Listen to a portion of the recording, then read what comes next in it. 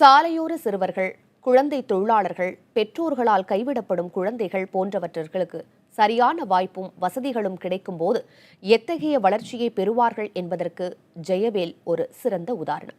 யார் இந்த ஜெயவேல்? அவர் சாதித்தது என்ன என்பது குறித்து பார்க்கலாம்.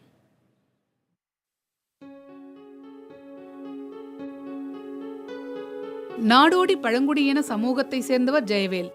10 ஆண்டுகளுக்கு முன்பு வரை இந்த சமூகம் வறுமை காரணமாக குழந்தைகளை வைத்து பிச்சை எடுப்பதையே தொழிலாக செய்து வந்தது.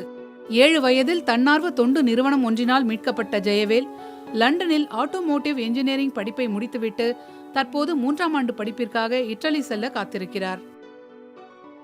எனக்கு படிப்பெல்லாம் அவ்வளோ இன்ட்ரெஸ்ட் கிடையாது. ஆக்சுவலி நான் மேடம் புதுசாக ஆரம்பித்த ஸ்கூலில் இருந்தால் எனக்கு படிக்கின்ற இன்ட்ரெஸ்ட் இருந்துச்சு. ஏன்னா நாங்கள் அங்கே இருக்க பசங்க போட்டி படிப்பாங்க. சாரிட்ட நல்ல குட் மார்க்ஸ் வாங்கி நல்ல பேர் வாங்க சார் போட்டி படிப்பாங்க. ஸோ நாமளும் ஏன் ஃபஸ்ட் இருக்கணும்னு சொல்லிட்டு நானும் போட்டி படிக்க ஆரம்பித்தேன். அதுக்கப்புறமா எனக்கு இருக்கிறதுலே அதிசயமான விஷயம்னா எனக்கு ஃபாரினில் சீட்டு கிடச்சிது தான். ரொம்ப சந்தோஷமாக இருக்குது ஜெயவேலை பற்றி எல்லாருக்கும் சொல்கிறதுக்கு. இப்போ அவன் 3rd இயருக்காக இட்டாலி போய் படிக்க போகிறான். ஸோ எல்லாத்துலேயும் ஃபஸ்ட்டு விசா எடுக்கிறது எனக்கு ரொம்ப ரொம்ப ரொம்ப டஃப் ஆயிடுச்சு. ஏன்னா எனக்கு பர்த் சர்டிஃபிகேட்லாம் கிடையாது. ஏன்னா எனக்கு பர்த் எங்கே எதுவுமே தெரியாது. அதுக்கப்புறமா ஒரு அஃபிடேவிட்டை வாங்கி அதுக்கப்புறமா அது மூலமாக தான் பாஸ்போர்ட் எடுத்து அதுக்கப்புறமா பாஸ்போர்ட் எடுத்தனால விசா கொஞ்சம் ஈஸியாகிடுச்சு. ஜெயவேலை போலவே தங்களது குழந்தைகளும் அதே பள்ளியில் படித்து வருவதாக கூறும் உறவினர் முருகம்மா இப்போதெல்லாம் சிக்னலில் பொருட்கள் விற்க தொடங்கிவிட்டதாக பெருமிதம் கொள்கிறார். ஜெயவேல் என் தம்பி தான், என் கூட பிறந்த தம்பி மாதிரி தான்.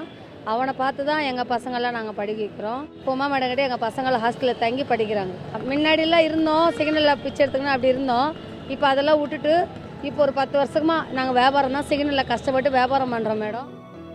இன்றும் ஜெயவேலின் தாய் தங்கியிருப்பது கோடம்பாக்கத்தில் உள்ள ஒரு நடைபாதையில் தான்.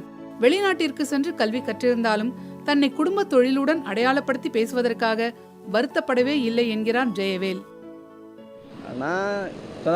நான் அவ்வளோ பிரிச்சு தான் ஃபீல் பண்ணதில்லை. நான் இங்கே இப்போ ஃபஸ்ட்டு பிச்சை எடுத்துருந்தோம். ஆனால் இப்போ பிச்சை எடுக்கிறதில்ல. இப்போ ஃபுல்லாக சேல்ஸ் தான். இப்போ யாரும் பிச்சை எடுக்கிறது கிடையாது.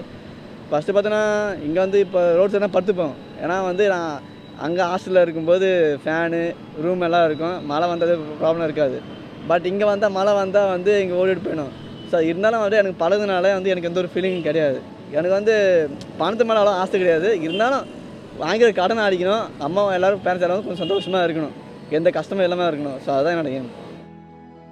ஜெயவேலை இட்டலிக்கு அனுப்ப முன்பணமாக 8 லட்சம் ரூபாயை இருப்பில் காட்ட என்ன செய்வதென்னு தெரியாமல் தவிப்பதாக கூறுகிறார் இவரை இட்டலிக்கு அனுப்ப முயற்சிக்கும் தன்னார்வ தொண்டு நிறுவனர் உமா. அரசின் ஊக்கமும் நிதியும் கிடைத்தால் ஜெயவேல் போன்று பல மாணவர்களை உருவாக்க முடியும் என இவர் நம்பிக்கை தெரிவிக்கிறார். கவர்மெண்ட் எங்களுக்கு பாராட்டலைன்னா கூட எங்களுக்கு வருத்தம் இல்லை. தொந்தரவு பண்ணாமல் கவர்மெண்ட் ஆஃபீஸர்ஸ்லாம் எங்களுக்கு ஒத்துழைச்சி எங்களுக்கு எல்லா சர்டிஃபிகேட்டும் கொடுத்தாலே எங்களுக்கு அது ஒரு பெரிய பூஸ்டாக இருக்கும். லஞ்சம் கொடுத்து சர்டிஃபிகேட் வாங்கணுன்றது இருக்கக்கூடாதுங்க. நாங்கள் கிட்டத்தட்ட ஏப்ரல் மாதத்துலேருந்து சுற்றிக்கிட்டு இருக்கோம். இன்னும் எங்களோட ரெனிவல் ஒர்க்கு முடிக்க முடியல.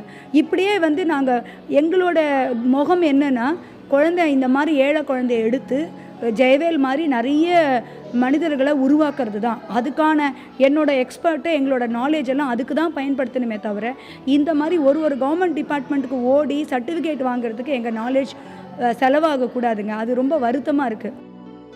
தன்னார்வ தொண்டு நிறுவனங்களின் செயல்பாடுகள் மிகவும் விமர்சிக்கப்படும் இந்த சூழலில் சுயம் போன்ற தொண்டு நிறுவனங்களின் செயல்பாடுகளை ஊக்குவிக்க வேண்டியதும் காலத்தின் கட்டாயமாகிறது. புதிய தலைமுறைக்காக ஒளிப்பதிவாளர் நரேஷ் மற்றும் செந்திலுடன் இளமதி.